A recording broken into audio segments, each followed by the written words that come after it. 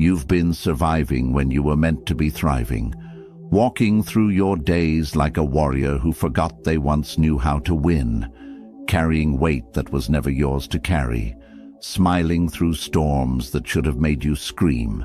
And somewhere along the way, you convinced yourself that this half-life, this shadow version of who you could be, was all you deserved.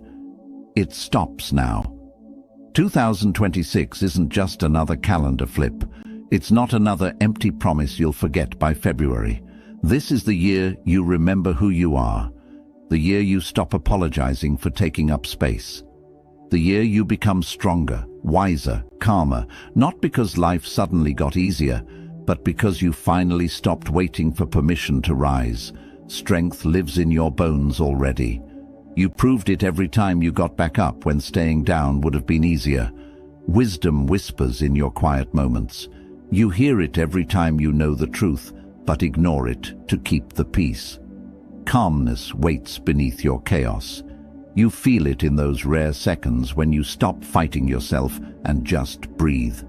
The ancient Stoics understood what most people never learn.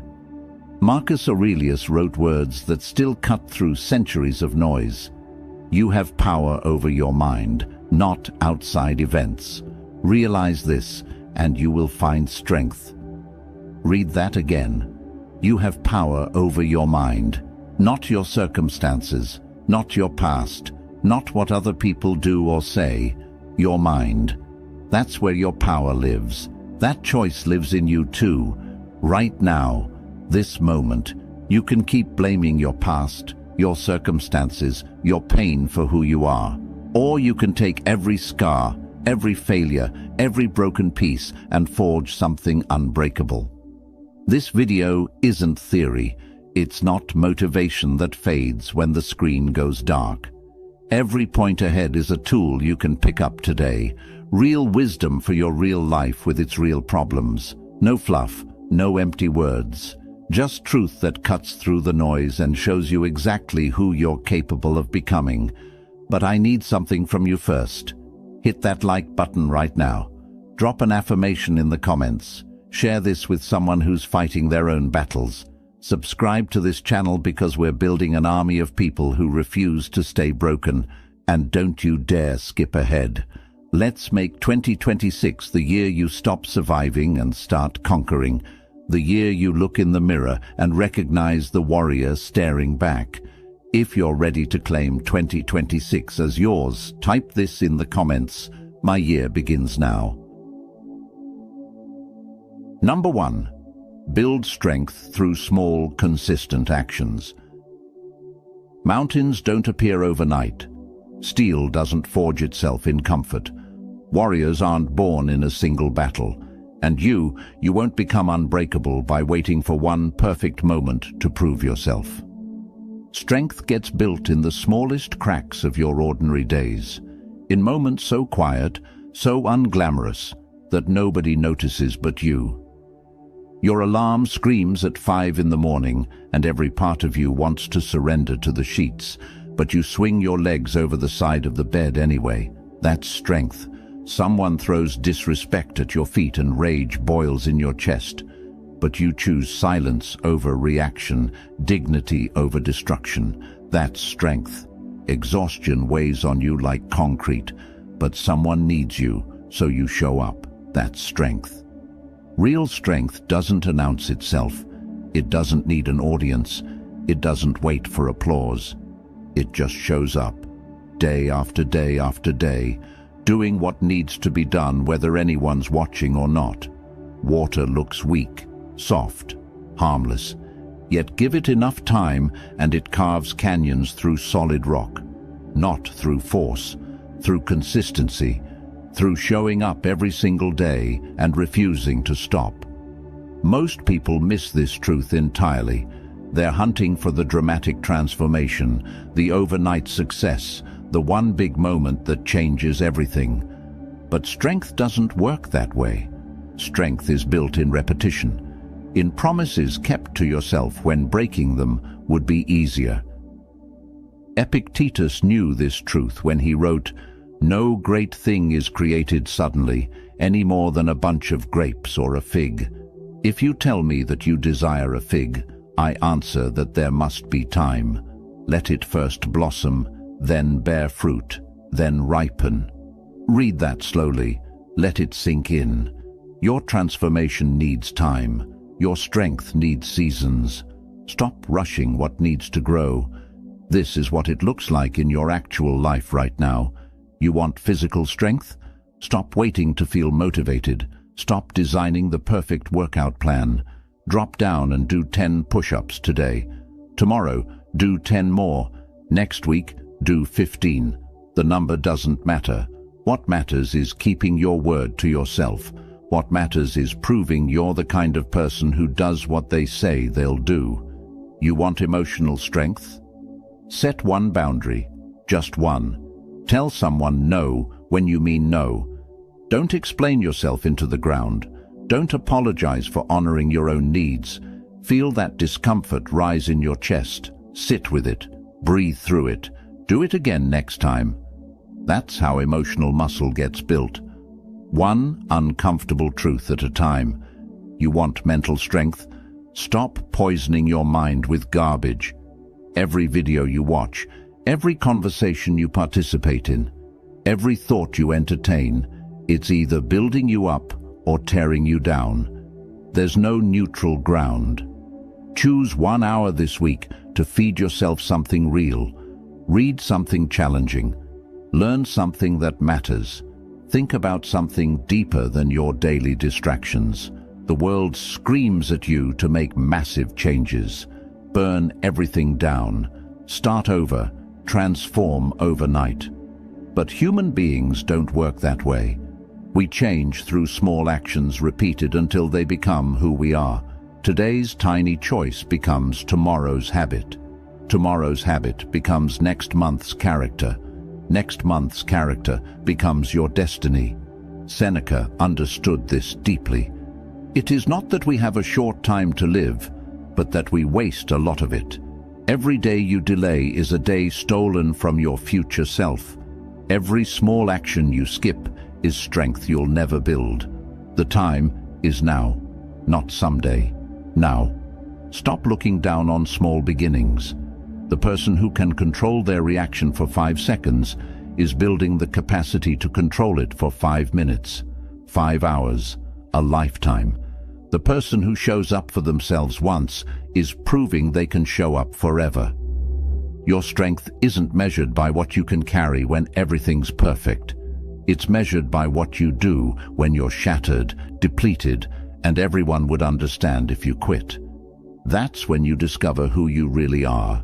Start right now, not tomorrow, not Monday, not when you feel ready. Do one small thing that makes you proud. Just one. Watch it grow. Write it down below if you commit. Small steps, unstoppable strength. Number 2. Practice wisdom by choosing your battles carefully.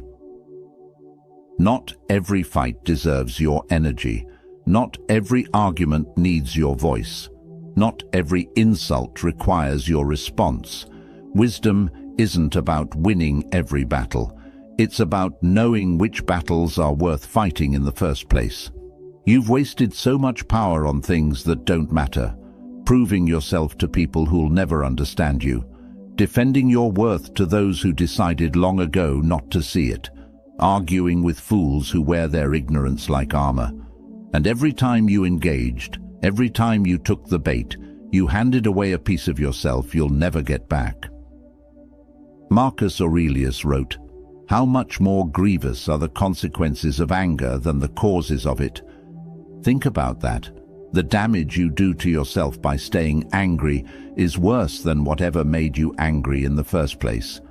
The stress eating at your peace, the bitterness poisoning your joy, the energy drained from things that actually matter, all because you couldn't let something go.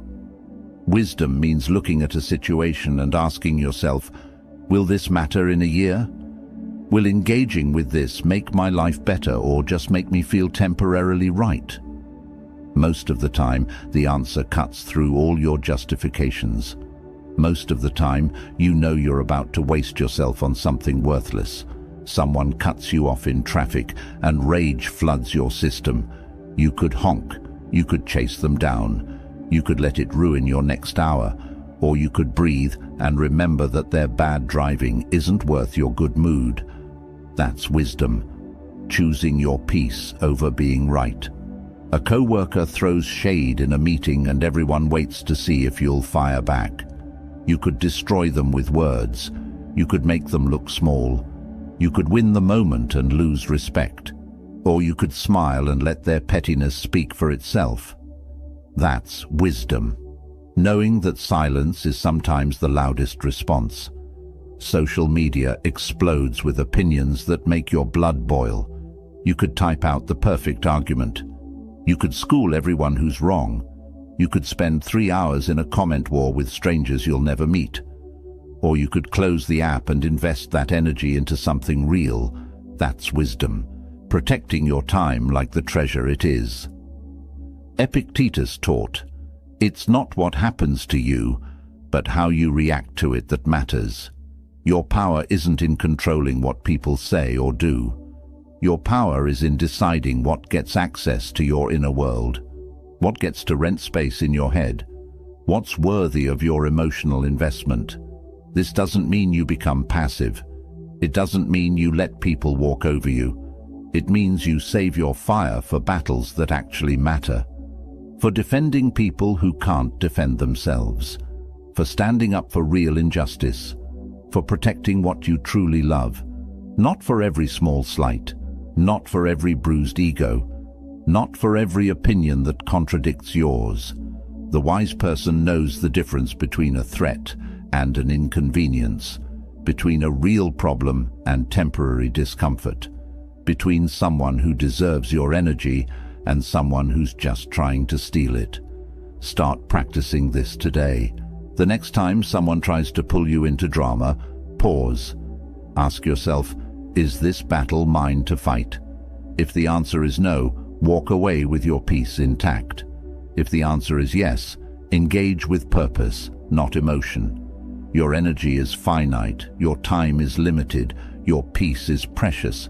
Stop giving these treasures to people and situations that don't deserve them. That's not weakness, that's wisdom, that's strength, that's you finally understanding your own value. Let everyone know your commitment by commenting, "I choose my battles wisely." Number 3. Develop calmness by accepting what you cannot control. Your suffering multiplies when you fight reality, when you argue with what already is, when you demand that the past be different or the present bend to your will. Calmness doesn't come from life finally going your way. It comes from accepting what you cannot change and focusing every ounce of power on what you can. You lie awake replaying conversations from 3 years ago, rewriting history in your mind, tormenting yourself with what you should have said, should have done, should have been, but the past is carved in stone. No amount of mental torture will change a single second of it. Your regret changes nothing except your present moment. It steals your now to mourn a then that's already gone. You stress about tomorrow, next month, next year, building catastrophes in your imagination that haven't happened and probably never will. Anxiety about the future robs you of the only moment you actually have, the only moment you can actually do something with, this one, right here, right now. Marcus Aurelius gave us the key when he wrote, "You always own the option of having no opinion. There is never any need to get worked up or to trouble your soul about things you can't control. These things are not asking to be judged by you. Leave them alone." Read that again. Things you can't control aren't asking for your judgment. They're not requesting your stress. They're not demanding your sleepless nights. Leave them alone. You can't control what other people think about you. You can't control whether they like you, respect you, understand you. You can control how you show up, how you treat people, how you live by your values. That's it. That's your domain. Everything else is outside your kingdom. You can't control the economy. You can't control gas prices. You can't control whether you get that promotion. You can control how hard you work, how much value you create, how prepared you are when opportunity knocks. Focus there. That's where your power lives. You can't control if someone loves you back. You can't control whether they stay or leave. You can't control their feelings, their choices, their journey. You can control how you love, how you show up, how you honor yourself enough to walk away when love isn't returned. That's your responsibility. That's your freedom. Epictetus breaks it down perfectly. Make the best use of what is in your power and take the rest as it happens. Stop fighting the wind. Stop demanding the rain stop falling. Stop insisting the world operate according to your preferences. Work with what is. Adapt, adjust, flow. Calmness is a superpower in a world losing its mind. While everyone else panics over things they can't change, you stay centered, you stay focused, you stay moving forward. Not because you don't care, but because you're wise enough to know where your energy belongs. When something happens that's outside your control, practice this response. Okay. This is what's happening. What can I do about it right now? If the answer is something, do that thing. If the answer is nothing, let it go and tend to what you can influence. Traffic is jammed and you're going to be late. You can't teleport. You can't make cars disappear. You can call ahead. You can breathe. You can accept that this moment is exactly what it is. That's calmness. That's power. That's you refusing to destroy your peace over circumstances beyond your command. Stop carrying the weight of the uncontrollable. It's crushing you. It's stealing your joy. It's making you miss the beauty of what's right in front of you. Put it down. Focus on your circle of influence. That's where miracles happen. If this truth resonates with you, share it below. Control myself. Free myself. Number 4. Strengthen your mind by embracing discomfort. Comfort is killing you softly. Every time you choose the easy path, the familiar option, the safe choice, you're building a prison disguised as peace. Real strength doesn't grow in your comfort zone. It grows in the fire, in the struggle, in the moments when everything in you screams to quit, but you keep going anyway. You've been running from discomfort your entire life, avoiding hard conversations because they might hurt. Staying in situations that drain you because change feels scary. Scrolling through your phone instead of facing your thoughts. Numbing yourself with distractions because sitting with your feelings is too intense. And every time you run, you teach yourself that you're not strong enough to handle reality. But you are. You're stronger than every excuse you've ever made, tougher than every fear you've ever felt, more capable than every doubt that whispers in your mind at 3 in the morning. Seneca knew this truth when he wrote, "Difficulties strengthen the mind, as labor does the body." Your mind is a muscle. It grows under pressure. It expands through challenge. It becomes unbreakable by facing exactly what you're afraid of. Not someday, today. That difficult conversation you keep postponing. Have it. Feel your heart race. Feel your voice shake. Say the truth anyway. That's how you build courage, not by waiting until you're not scared, by acting while the fear is still screaming. That workout that makes your muscles burn and your lungs beg for mercy. Push through. Feel the pain. Embrace it. Let it remind you that you're building something stronger than yesterday's version of yourself. Discomfort is your body upgrading. Don't interrupt the process. That project that terrifies you because you might fail, start it. Fail if you have to. Let failure teach you what success never could. Every person you admire failed more times than you've even tried. The difference is they didn't let failure make them a quitter. Your phone buzzes and dopamine floods your system. You reach for it automatically. But stop. Sit with the boredom. Sit with the silence. Sit with your own thoughts for 5 minutes without distraction. That uncomfortable feeling, that's your brain begging for easy stimulation. Train it to be okay with nothing. That's freedom. Marcus Aurelius reminds us, the impediment to action advances action. What stands in the way becomes the way. The obstacle isn't blocking your path. The obstacle is the path. That problem you're avoiding is actually the doorway to your next level. That challenge you're running from is the exact thing you need to face to become who you're meant to be. Stop treating discomfort like the enemy. Discomfort is your trainer, your teacher, your personal development coach that never takes a day off. It shows you exactly where you need to grow, exactly where you're still weak, exactly what you need to work on. Cold showers in the morning. Your body hates it. Your mind makes excuses. But you step in anyway. You breathe through the shock. You teach yourself that you can handle hard things before breakfast. That's mental toughness. That's you taking control, saying no when people expect yes. Your heart pounds. Guilt tries to drown you. But you hold your boundary. You protect your peace. You prove to yourself that your needs matter too. That's growth. That's strength. That's you finally understanding your worth. The life you want lives on the other side of discomfort. The person you're meant to be is waiting for you to stop choosing easy, stop choosing comfortable, stop choosing safe. Choose hard. Choose growth. Choose the version of yourself that looks fear in the eye and moves forward anyway. Discomfort is temporary. Regret is forever. Choose wisely. Tell the world you're ready to grow by typing, "I embrace the fire." Number 5. Build wisdom by learning from every experience. Nothing is wasted if you learn from it. Not your failures, not your heartbreaks, not your mistakes. Every experience you've lived through is either a lesson learned or a lesson you'll repeat until it finally breaks you. The wise person doesn't avoid failure. They extract wisdom from it like gold from rock. You fell. You failed. You trusted the wrong person. You made the wrong choice.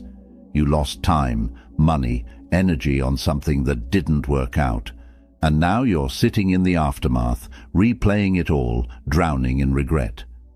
But here's the truth that will set you free. That failure wasn't a waste unless you walk away without learning what it came to teach you. Epictetus said, "It's not what happens to you, but how you react to it that matters." Every situation, every setback, every disappointment is neutral until you decide what it means. You can label it as proof that you're a failure, or you can mine it for wisdom and become stronger because of it. That relationship that ended, it didn't fail. It taught you what you will and won't accept. It showed you what real love looks like by showing you what it doesn't. It revealed parts of yourself you didn't know existed. Those lessons are priceless if you're willing to receive them. That business that crashed, it didn't destroy you. It educated you. It showed you what works and what doesn't. It revealed your blind spots. It forced you to develop skills you wouldn't have learned any other way. That's not failure. That's expensive education that most people aren't brave enough to pay for. That friendship that betrayed you, it didn't break you. It taught you to trust your instincts. It showed you that not everyone deserves access to your inner circle. It made you stronger, wiser, more careful about who gets close. That pain purchased wisdom. Marcus Aurelius wrote, "The cucumber is bitter, then throw it out. There are brambles in the path, then go around." That's all you need to know. Simple, direct, wise. Learn what doesn't work and adjust. Don't keep eating bitter cucumbers while complaining they're not sweet. Learn and move on. Most people repeat the same mistakes over and over because they never stop to ask, "What is this teaching me?" They blame circumstances. They blame other people. They blame bad luck. But they never look in the mirror and ask, "What could I do differently next time?" Start keeping a wisdom journal. Every time something goes wrong, Write down 3 things. What happened? What I learned? What I'll do differently next time? This simple practice transforms you from a victim of life into a student of life. Everything becomes useful. Everything becomes fuel for growth. That argument with your partner? What did it reveal about your communication style? About your triggers? About what you need to work on? Extract the lesson. Apply it. Become better. That missed opportunity, what does it teach you about preparation, about timing, about recognizing chances when they appear? Learn it. Embody it. Be ready next time. That health scare. What is your body trying to tell you? About stress, about lifestyle, about priorities. Listen to it. Honor it. Adjust accordingly. Wisdom isn't about knowing everything from the start. Wisdom is about paying attention, about learning, about evolving, about refusing to make the same mistake twice, about becoming the kind of person who grows stronger, smarter, deeper with every experience. Your past doesn't define you, but what you learned from your past absolutely shapes your future. Stop running from your experiences. Stop hiding from your mistakes. Face them, learn from them. Let them forge you into someone wiser, stronger, better. Every scar tells a story. Make sure yours tell a story of growth. Share your commitment to growth below. Every lesson makes me wiser. Number 6. Build strength by mastering your responses. Nobody can make you angry. Nobody can steal your peace. Nobody can force you to react. They can say words. They can do things. They can create situations. But your response? That's yours. That's your power. That's the one thing in this chaotic world that belongs completely to you. You've been giving that power away for free. Someone says something disrespectful and you explode. Someone cuts you off in traffic and your entire morning is ruined. Someone posts something online and you spend 2 hours furious about it. Every time you react without thinking, you hand over your remote control. You let external circumstances dictate your internal state. Marcus Aurelius wrote, "If you are distressed by anything external, the pain is not due to the thing itself, but to your estimate of it, and this you have the power to revoke at any moment." Read that slowly. The pain isn't in what happened. The pain is in what you're telling yourself about what happened. And you can change that story right now. Someone insults you at work. You can tell yourself, "This is a disaster. Everyone will think less of me. I need to defend myself immediately." Feel your body tense. Feel the anger rise. Feel your peace shatter. Or you can tell yourself, "This person is struggling with something. Their words say more about them than about me. I don't need to participate in their drama." Feel the calm. Feel the power. Feel yourself staying intact. The situation is the same. Your response changes everything. This isn't about suppressing your emotions. This isn't about pretending you don't feel hurt or angry or frustrated. Feel it all, but don't let those feelings hijack your behavior. There's a space between what happens and how you respond. In that space lives your freedom, your power, your chance to be different than you've always been. Epictetus taught his students, "We cannot choose our external circumstances, but we can always choose how we respond to them." That drunk driver who hit your car didn't ask for your permission. That economy that crashed didn't consult you. That person who broke your heart didn't care about your plans. External circumstances do whatever they want. But your response? That's your kingdom. Rule it. Practice the pause. Something triggers you. Before you speak, count to 3.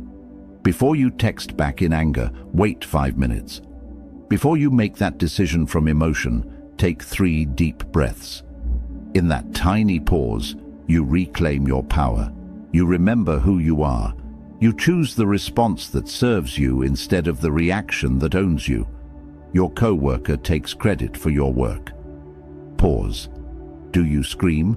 Do you plot revenge? Or do you calmly document what happened and address it professionally? The person who pauses wins. Your partner says something that cuts deep. Pause. Do you say something equally hurtful? Do you shut down completely? Or do you express how you feel without attacking them back? The person who pauses saves the relationship. Bad news arrives and panic floods your system. Pause.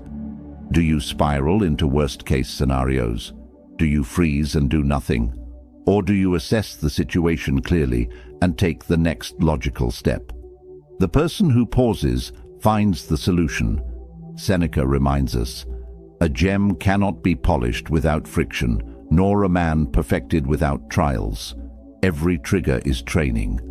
Every difficult person is your personal trainer for patience. Every frustrating situation is a gym for your self-control.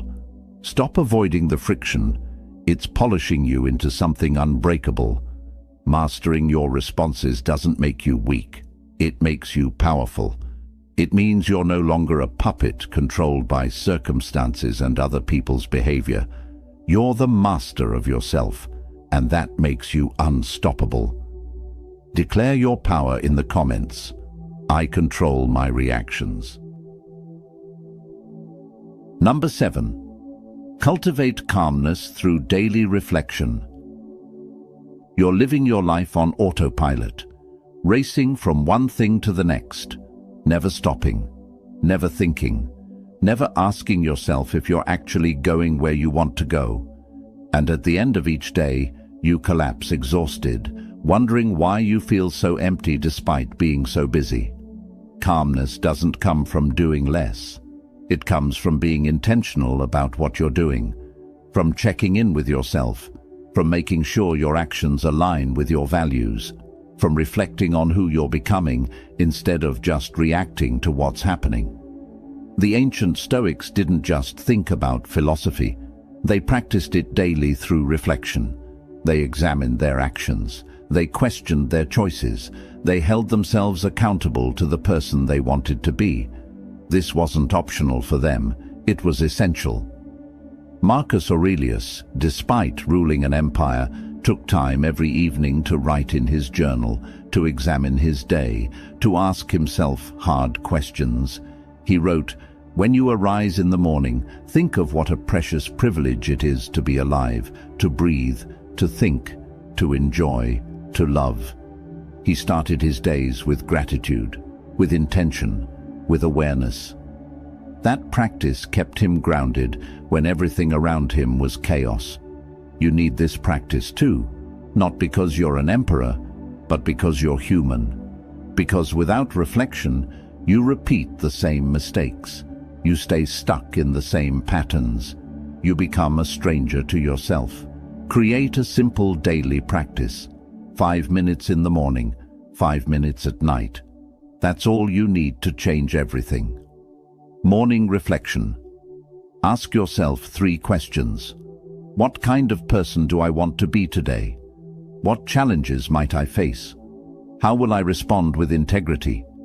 You're not predicting the future. You're preparing your mind. You're setting your intention. You're reminding yourself who you are before the world tells you who to be. Evening reflection. Ask yourself 3 different questions. What did I do well today? Where did I fall short? What will I do differently tomorrow?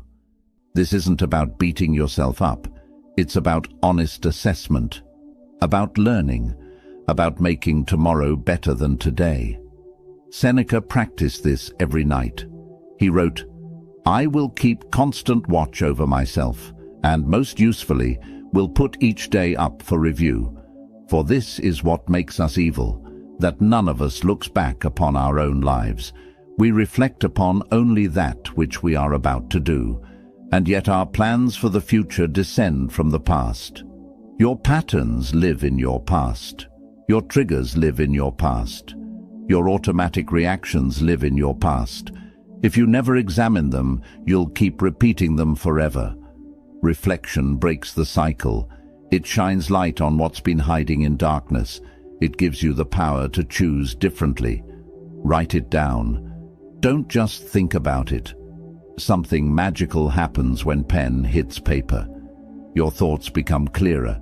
Your patterns become obvious. Your growth becomes measurable. You can look back at last month's reflections and see how far you've come, or see that you're still stuck in the same place and need to change something. This practice creates calmness because it takes the chaos of your day and makes sense of it. It transforms random events into lessons. It turns experiences into wisdom. It helps you see that you're not just surviving, you're evolving, you're becoming, you're growing into the person you're meant to be. 10 minutes a day. That's less time than you spend scrolling social media, less time than you spend complaining about your life, less time than you spend worrying about things you can't control. But those 10 minutes will give you back yourself. They'll give you clarity. They'll give you calmness in a world designed to keep you anxious. Start tonight. Reflect on today. Learn from it. Wake up tomorrow more intentional because of it. Let us know you're starting this practice. I reflect. I grow. Number 8. Develop wisdom by surrounding yourself with truth. You become the average of the voices you listen to, the people you spend time with, the content you consume, the conversations you participate in. Everything you allow into your mind is either building you up or tearing you down. There is no neutral ground. Choose carefully. Choose wisely. Choose like your future depends on it, because it does. Look around at your circle right now. Really look. Are these people pushing you toward greatness or pulling you toward mediocrity? Are they celebrating your growth or secretly hoping you stay small so they don't feel bad about themselves? Are they speaking truth to you or telling you comfortable lies because they're too weak to handle your reaction? The truth hurts sometimes, but lies destroy always. You need people in your life brave enough to tell you when you're wrong, when you're making excuses, when you're settling, when you're betraying the person you said you wanted to become. Those people are rare. Those people are treasures. Hold on to them like your life depends on it. Epictetus taught, the key is to keep company only with people who uplift you, whose presence calls forth your best. Not people who enable your worst habits, not people who encourage your excuses, not people who make you feel better about staying stuck, people who challenge you, who inspire you, who refuse to let you hide from your potential. Cut the dead weight. That friend who only calls when they need something but disappears when you're struggling. Let them go. That person who constantly gossips and drags everyone down with negativity. Distance yourself. That relationship that drains more energy than it gives, walk away. You're not being mean, you're being wise. You're protecting your peace. You're honoring your growth. This extends beyond just people. What are you feeding your mind every day? What podcasts are you listening to? What shows are you watching? What books are you reading? What social media accounts are you following? All of it matters. All of it shapes you whether you realize it or not. Marcus Aurelius warns, be careful to leave your sons well instructed rather than rich, for the hopes of the instructed are better than the wealth of the ignorant. Wisdom is the real inheritance. Knowledge is the real wealth. Truth is the real treasure. Stop filling your mind with garbage and wondering why your life feels empty. Replace the noise with wisdom. Unfollow accounts that make you feel inadequate. Stop watching content that numbs you instead of growing you. Start reading books that challenge your thinking. Listen to voices that make you uncomfortable because they're pushing you to evolve. Seek out mentors who've been where you want to go. You don't need 1 million followers. You need a few wise voices. You don't need to be popular. You need to be surrounded by truth. You don't need everyone to like you. You need people who love you enough to be honest with you. Find your people. The ones who see your potential even when you can't. The ones who call you out when you're making excuses.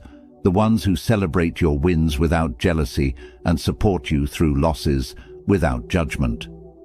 The ones who push you to be better while accepting exactly who you are right now. And be that person for someone else. Be the voice of truth in someone's life who only hears lies. Be the friend who challenges instead of enables. Be the presence that calls forth the best in others. You can't control who shows up for you, but you can control who you show up as. Your environment shapes you. Your company molds you. Your influences define you. Stop leaving this to chance. Stop accepting whoever happens to be around. Curate your circle like a museum curator selects art, with intention, with standards, with vision for what you're building. Surround yourself with truth and watch yourself become unstoppable. Commit to better company by writing, "Truth shapes my circle." Number 9. Build unshakable strength by serving something bigger than yourself. You're drowning in your own problems because you've made yourself the center of your universe. Every thought circles back to you. Every concern is about your pain, your struggle, your disappointment. And the more you focus inward, the heavier everything becomes. The weight of self-obsession is crushing you, and you don't even realize it. Here's the paradox that will save you. The fastest way to find yourself is to lose yourself in service to something greater. The moment you shift your focus from what you're getting to what you're giving, everything changes. Your problems don't disappear, they just stop controlling you. They lose their power because you've found something more important to fight for. Marcus Aurelius wrote, "What we do now echoes in eternity." Your life isn't just about you. Your choices ripple outward. Your actions impact others. Your legacy is being written right now in how you show up when nobody's watching. When you understand that truth, when you really feel it, complaining about minor inconveniences becomes absurd. You want unshakable strength. Stop building it for yourself. Build it for the people who depend on you, for the community that needs you, for the cause that's bigger than your comfort. When you're fighting for something that matters beyond your own survival, you discover reserves of strength you didn't know existed. Your kids are watching you, not just what you say, but who you are when life gets hard. Do they see someone who crumbles under pressure or someone who stands firm? Do they learn that obstacles are excuses to quit or opportunities to grow? You're not just living your life, you're teaching them how to live theirs. That responsibility should terrify you. It should also inspire you to be better than you've ever been. Your co-workers, your friends, your neighbors, they're all fighting battles you know nothing about. And sometimes your strength gives them permission to find their own. Your refusal to quit inspires someone else to keep going. Your commitment to growth challenges someone else to stop settling. You have no idea whose life you're changing just by choosing to show up with integrity. Seneca reminds us, "Wherever there is a human being, there is an opportunity for kindness." Stop walking through life like everyone else is an obstacle to your happiness. They're opportunities to give, to serve, to lift, to love, to make someone's heavy day a little lighter. Find your cause. What breaks your heart? What injustice makes your blood boil? What problem in your community keeps you up at night? Pour yourself into that. Not because you'll definitely fix it, but because trying to fix it makes you into someone worth becoming. Volunteer. Mentor someone younger who's struggling with what you've already overcome. Help an elderly neighbor with their groceries. Support a friend through their crisis, even when you're dealing with your own. Show up for people who can't repay you. That's where real strength lives. In selfless action, in purposeful service, in love that costs you something. When you serve something bigger than yourself, your personal problems don't vanish, but they lose their ability to destroy you. You can't spiral into self-pity when you're busy helping someone else. You can't wallow in your own pain when you're showing up to ease someone else's. Service is the antidote to despair. Purpose is the cure for emptiness. Your life has meaning, not because of what you achieve, not because of what you accumulate, but because of who you become and how many lives you touch along the way. That legacy, that impact, that's what echoes in eternity. That's what makes the struggle worth it. That's what builds strength that nothing can shake. Stop living small. Stop thinking small. Stop making everything about you. There's a world out there that needs what you have to give. Give it freely, give it fully, give it now. Declare your purpose in the comments. I serve something greater. You made it here. Through every word, every truth, every challenge. That alone tells me something about you. You're not looking for shortcuts. You're not searching for easy answers. You're ready to do the work that most people will spend their entire lives avoiding.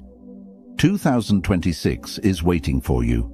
Not with guarantees, not with promises that everything will be perfect, but with opportunity. The opportunity to become stronger than your excuses, wiser than your mistakes, calmer than your chaos. Every point we covered today is a tool. Small, consistent actions build unshakable strength. Choosing your battles carefully protects your energy. Accepting what you can't control brings you peace. Embracing discomfort makes you unstoppable. Learning from every experience gives you wisdom. Mastering your responses gives you power. Daily reflection keeps you grounded. Surrounding yourself with truth elevates you. Serving something greater fulfills you. These aren't theories to think about. These are practices to live. Starting today, starting now, starting with one small choice that proves to yourself you're serious this time. Marcus Aurelius left us with this. Waste no more time arguing what a good man should be. Be one. Stop planning to change. Stop talking about growth. Stop waiting for the perfect moment. Be the change right now. Be the growth right now.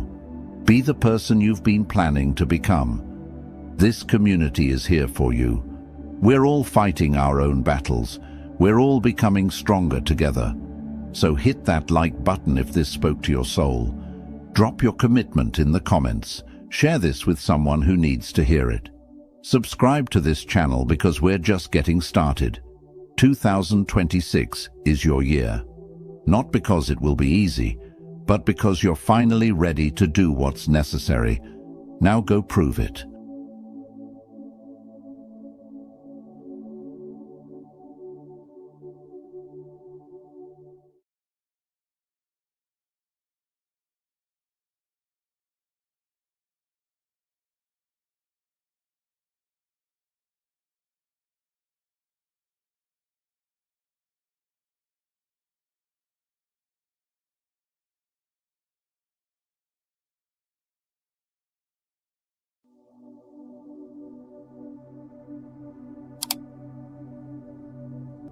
Imagine waking up tomorrow with complete control over every word you speak, every emotion you feel, every dollar you spend, and every thought that crosses your mind.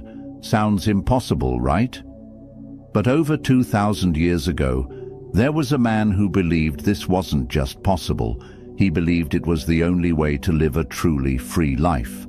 His name was Epictetus, and he was born a slave. Let that sink in. He had no control over his body, no freedom of movement, no say in his circumstances. He was owned by another person.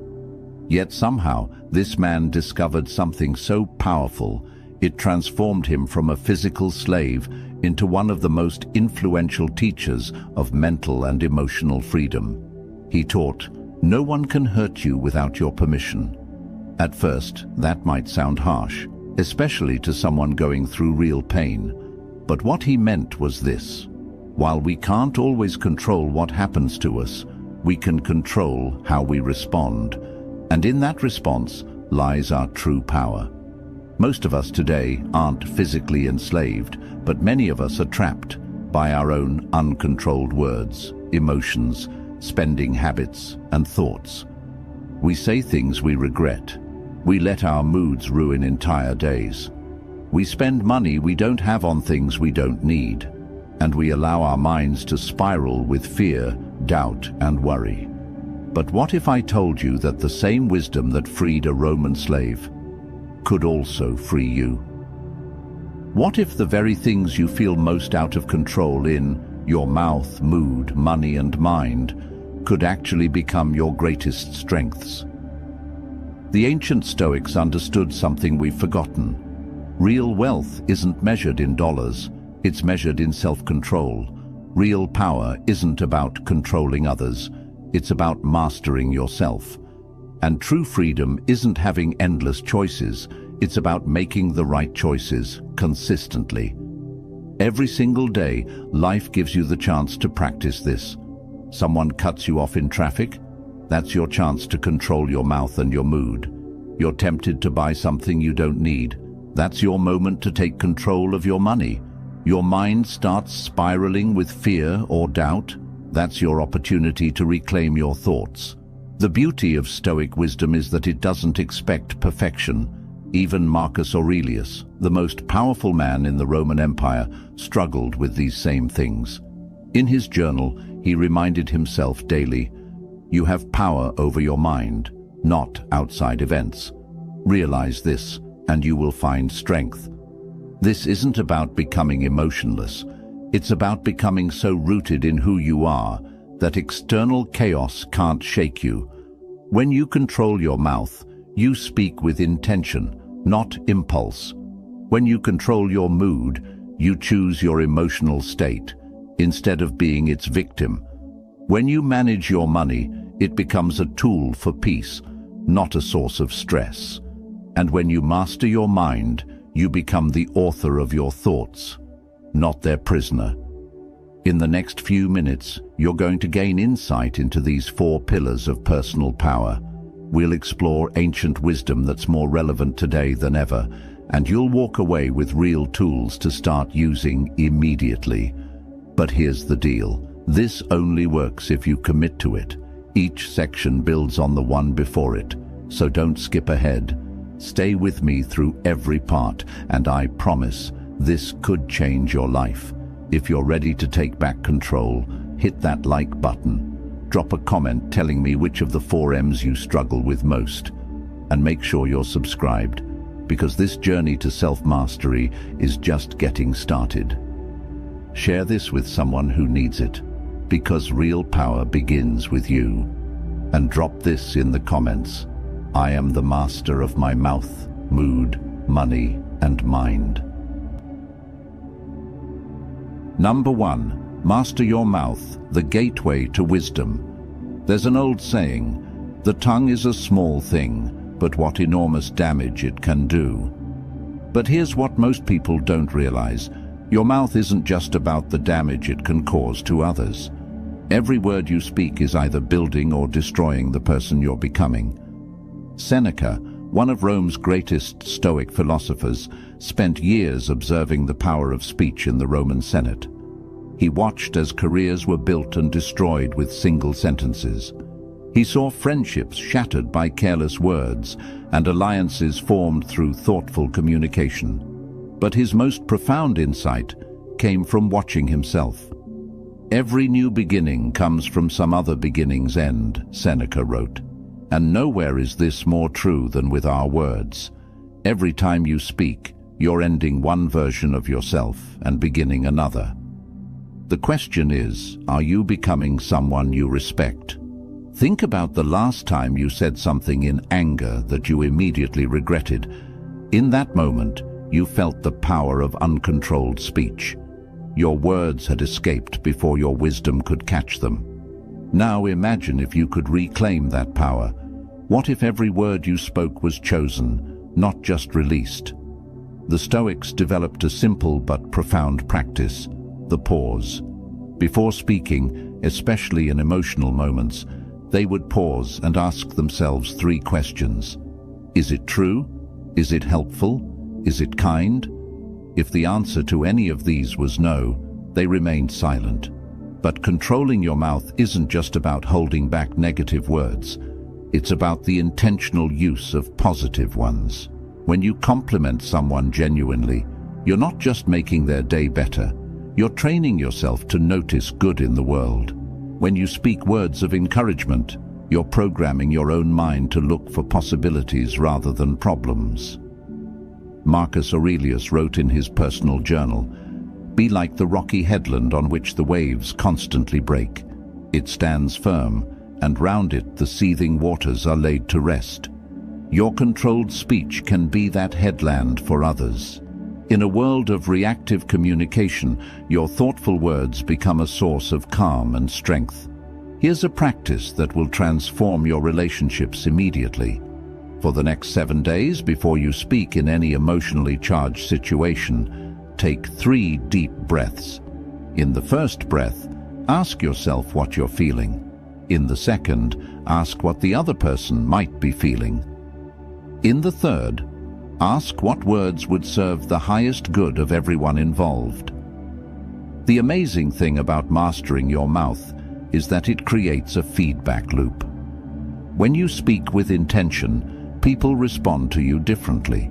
They listen more carefully, trust you more deeply, and seek your counsel more often. This isn't manipulation. It's the natural result of becoming someone worth listening to. But perhaps the most powerful aspect of mouth mastery is how it affects your relationship with yourself.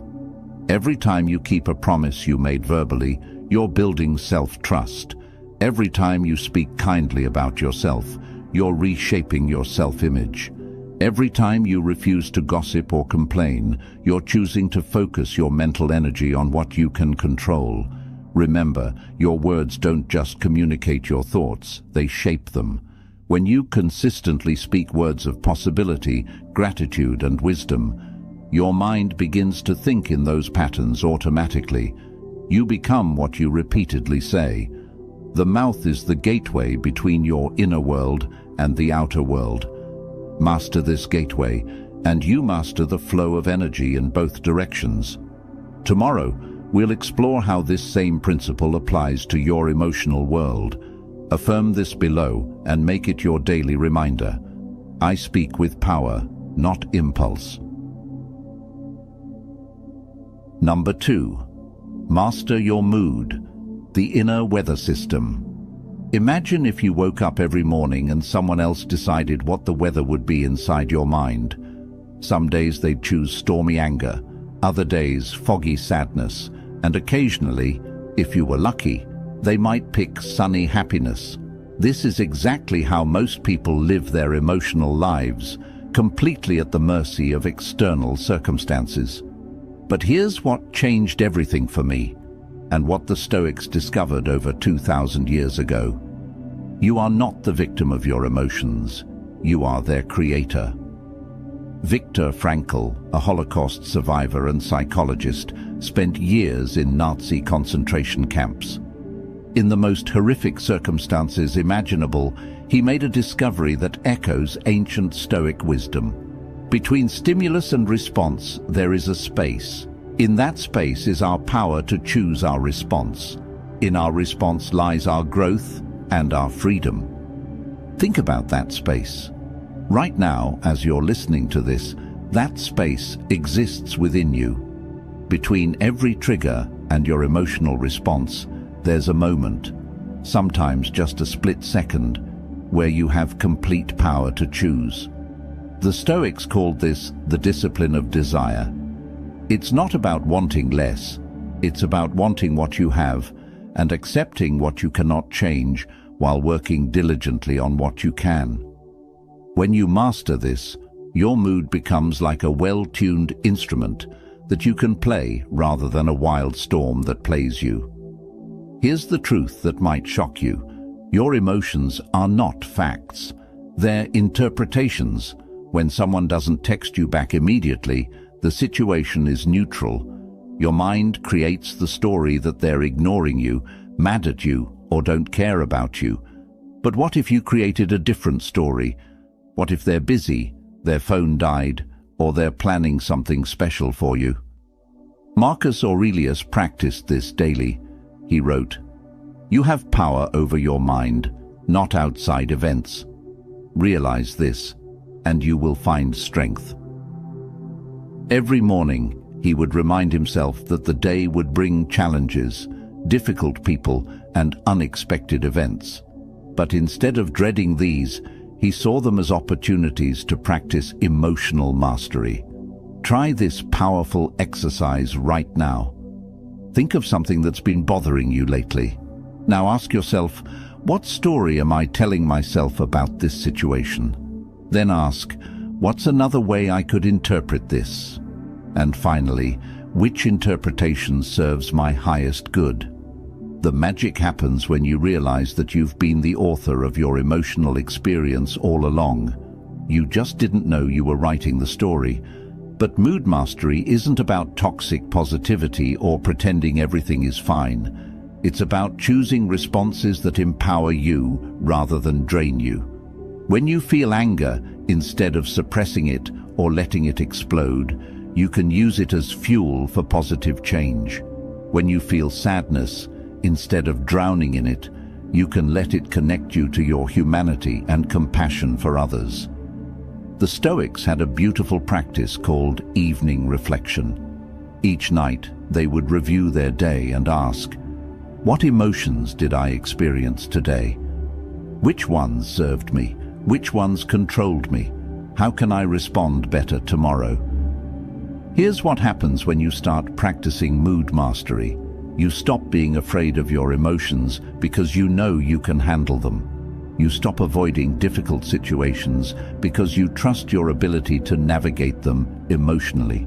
You become the calm center in other people's storms, which makes you incredibly valuable in relationships and work. Remember, every emotion you feel is information, not instruction. Anger tells you something matters to you. Fear tells you to pay attention. Sadness tells you you've lost something valuable.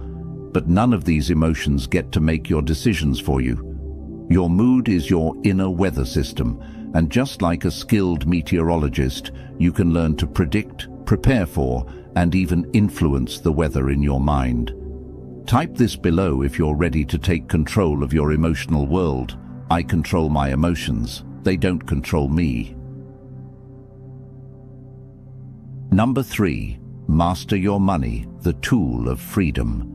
Money reveals who you are more than almost anything else in life.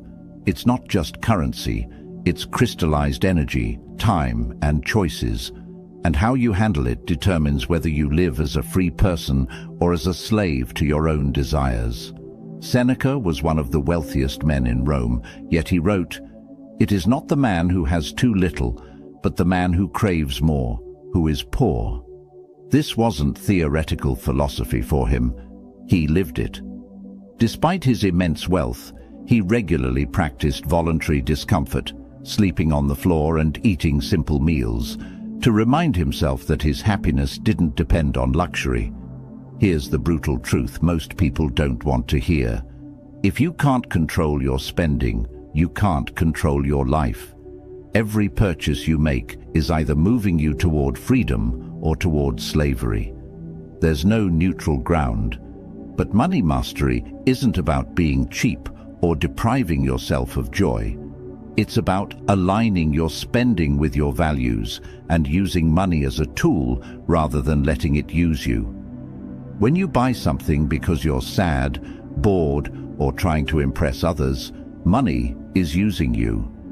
When you buy something because it genuinely adds value to your life or helps you serve others better, you're using money.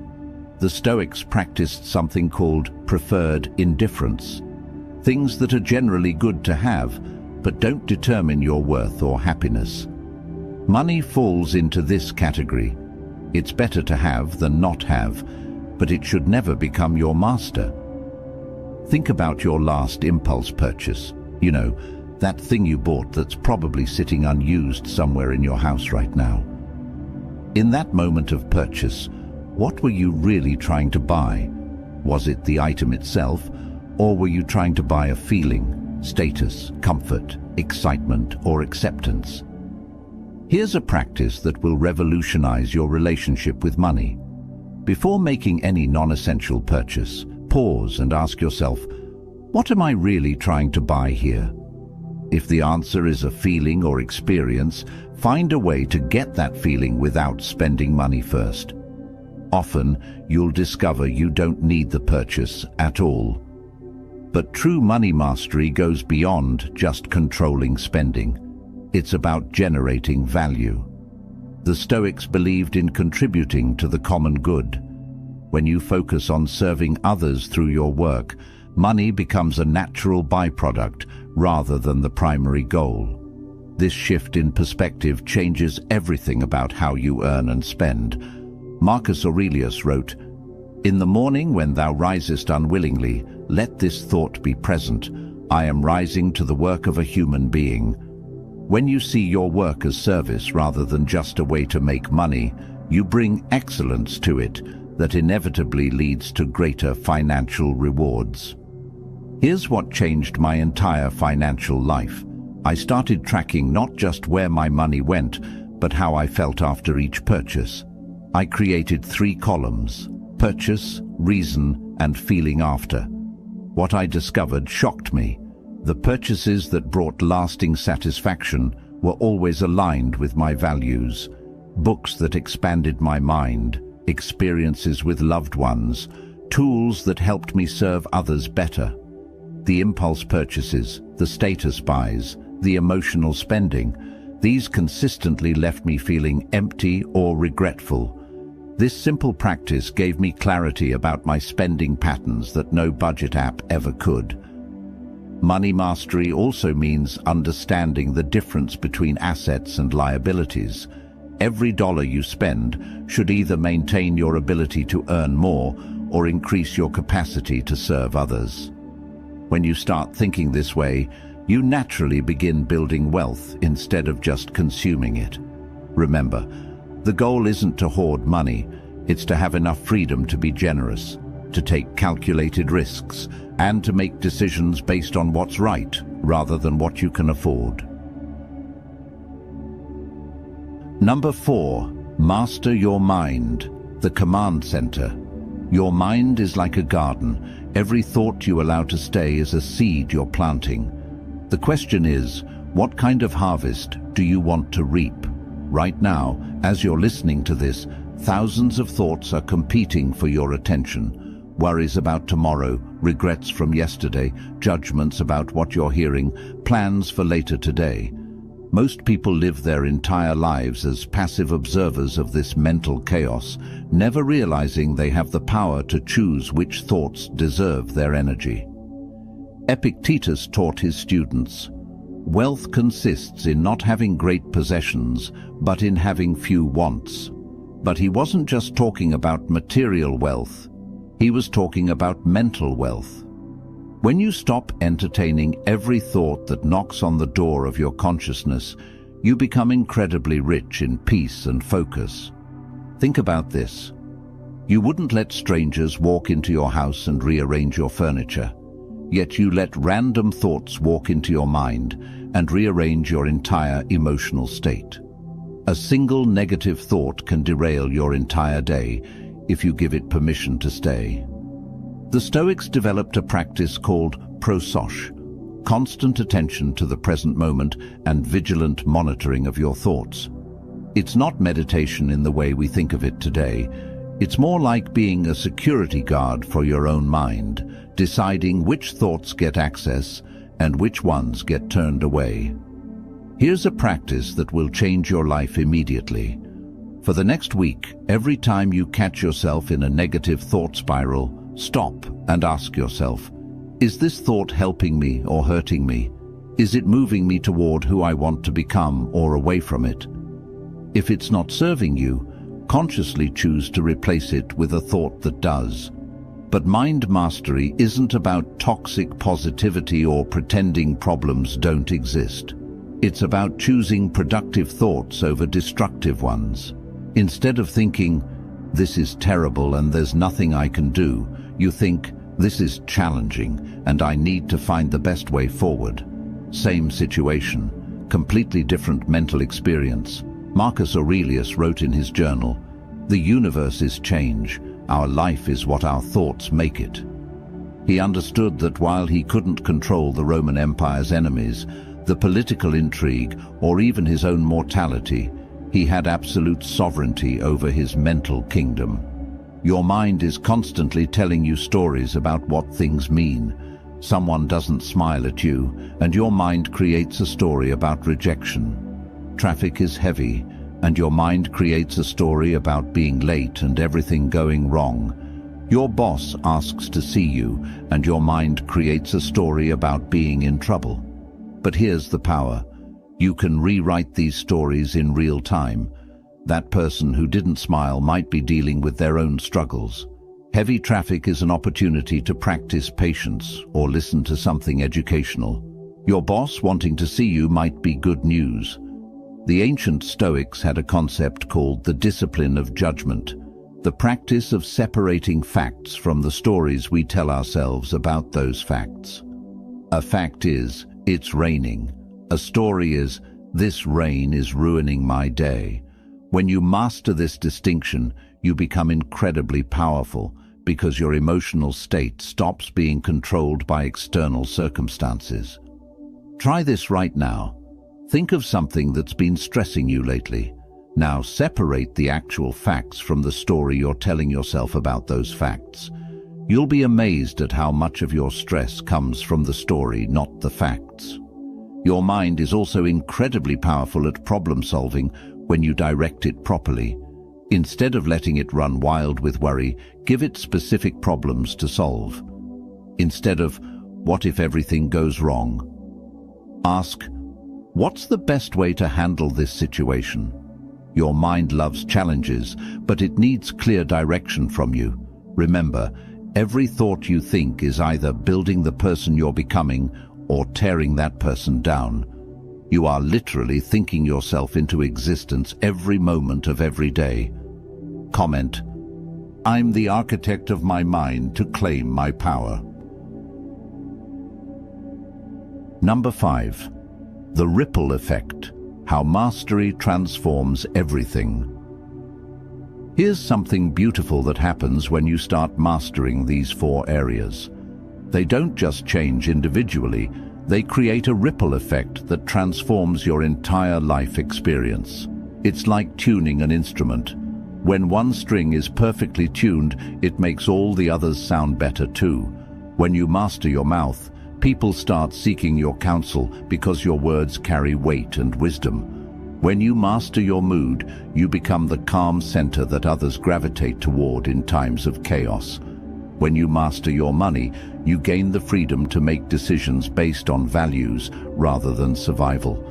And when you master your mind, you see opportunities where others see only problems. But the real magic happens in the spaces between these 4 pillars. Let me tell you about Sarah, a single mother who attended one of my workshops last year. She came feeling completely overwhelmed, struggling with debt, constantly snapping at her children, worried sick about the future, and trapped in negative thought patterns that kept her awake at night. 6 months later, Sarah sent me a message that brought tears to my eyes. By applying these principles, she had not only paid off her credit cards, but had started a small side business. Her relationship with her children had completely transformed because she learned to speak from love rather than frustration. But most importantly, she said she felt like herself again, calm, confident, and in control. The beautiful thing about Stoic wisdom is that it creates what psychologists call an upward spiral. Each small victory in one area gives you confidence to tackle challenges in another area. When you successfully control your words in a heated moment, you prove to yourself that you can control your emotions too. When you resist an impulse purchase, you strengthen the same mental muscle that helps you resist negative thoughts. Aristotle said, "We are what we repeatedly do." Excellence, then, is not an act, but a habit. The Stoics took this further. They understood that mastery in these 4 areas creates a compound effect. Each day of practice doesn't just make that day better, it makes every future day easier. Think about the person you were 6 months ago. What were you struggling with then? Now imagine the person you could become 6 months from now if you consistently applied these principles. The gap between who you are and who you could be isn't as wide as you think. It's just a series of small daily choices. Here's what I want you to understand. You don't have to be perfect at all 4 areas simultaneously. In fact, trying to do that often leads to frustration and giving up. Instead, pick one area that resonates most with you right now and focus on that for the next 30 days. Let mastery in that area naturally influence the others. The Stoics believed in something called sympathia, the interconnectedness of all things. Your inner work doesn't just benefit you, it benefits everyone around you. When you become more controlled in your speech, you reduce conflict in your relationships. When you manage your emotions better, you create a more peaceful environment for your family. When you handle money wisely, you model financial responsibility for your children. When you direct your thoughts constructively, you become a source of solutions rather than problems.